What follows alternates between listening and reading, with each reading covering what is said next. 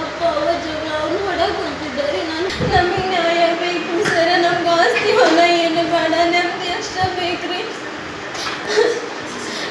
ಅವರು ಬರೀ ಜಗಳ ಮಾಡ್ತಾರೆ. ಯಾರಮ್ಮ ಜಗಳ ಮಾಡೋರು? ಅತ್ತೀರಿ, ಅತ್ತಿ ಮಗ ರೀ. ಅತ್ತಿ ಮಗ ಅವನು ನನಗೆ ಚಾಕು ಹಾಕ್ಯಾನ್ರಿ. ಇದನ್ನ ಇಲ್ಲಿಗೆ ಸ್ಟಾಪ್ ಮಾಡಬೇಡ್ರಿ, ನಮ್ಗೆ ಇದರಿಂದ ಮುಕ್ತಿ ಕೊಡಿಸ್ರಿ. ನಾನು 23 ವರ್ಷದ ಮಗಳದನ್ರಿ. ಇಲ್ಲಿವರೆಗೂ ಬರೀ ಜಗಳ ಮಾಡ್ಯಾರ್ರಿ ಅವರು. ನಾವು ಈಗ ಸಂಘದಾಗ ಸಾಲ ತೆಗಿಸಿ ಮನೆ ಕಟ್ಟಾಕ್ ಕುಂತಿದ್ದೀವಿ.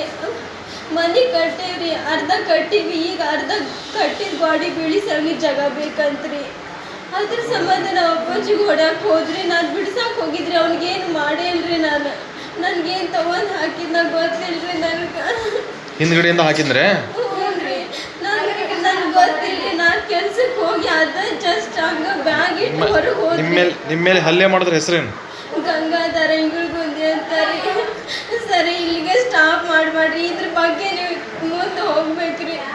ಇಲ್ಲಿಗೆ ಸ್ಟಾಪ್ ಮಾಡಿದ್ರೆ ನಮ್ಮ ಕಾನೂನು ಇಷ್ಟ ಅಂತ ತಿಳ್ಕೊಳ್ತಾರೆ ನೋಡ್ರಿ.